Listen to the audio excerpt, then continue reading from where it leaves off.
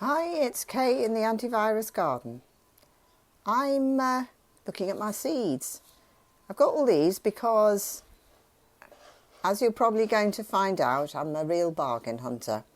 And I got an email in my inbox one morning last year when Thompson & Morgan were selling off their seeds, or they had an offer on £1 a packet. I thought, that'll do nicely, thank you.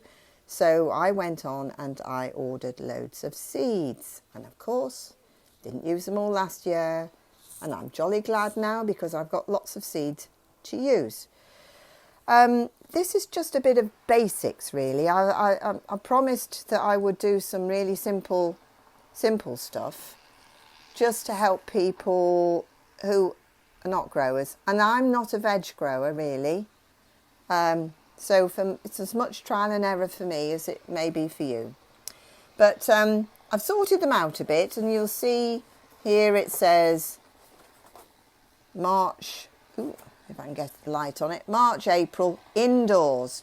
Now the important thing here is when and where to sow your seeds, because, as they say, if all else fails, read the instructions. On the back of the packet of these Runner Bean Red Rum, there's a little chart which helpfully shows when and where you can sow these bean seeds.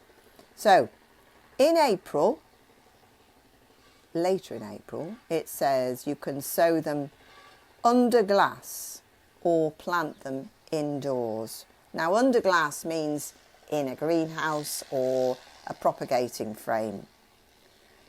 And then from May, June, July, you can direct sow outdoors. That means you can put them into the ground, into a bit of prepared ground.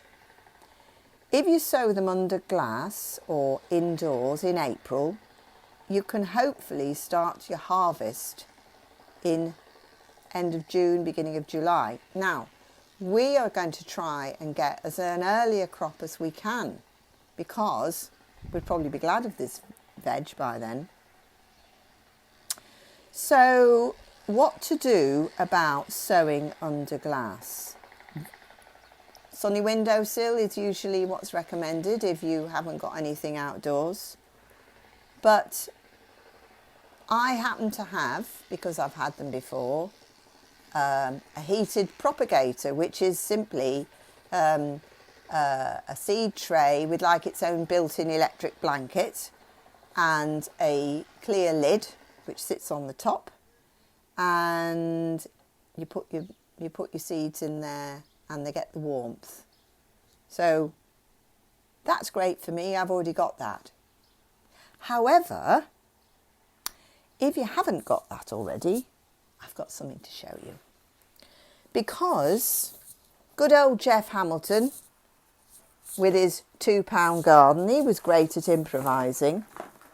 And I was thinking, well, I want to do my garden with things that I've got available in the house. So I've eaten the mushrooms. They're all right, really, not bad. And I kept the box. I'm suddenly looking at packaging in a whole new light. So I've got my mushroom box from Lidl's, I think. And I've also got my strawberry box. Strawberries were nice, all the way from Spain. We won't be having any of those for a while, I don't suppose.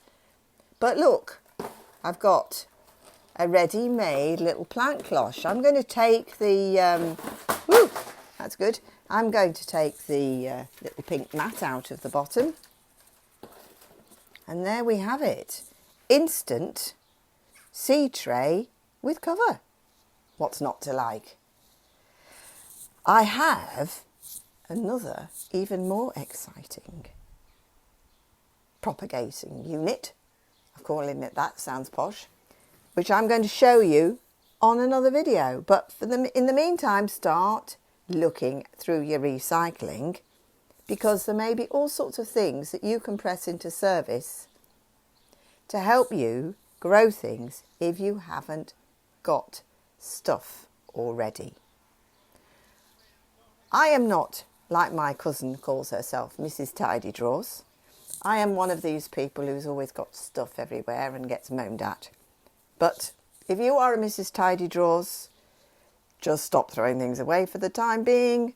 You never know when it might come in useful. Back soon with more tips from the Antivirus Garden. Bye.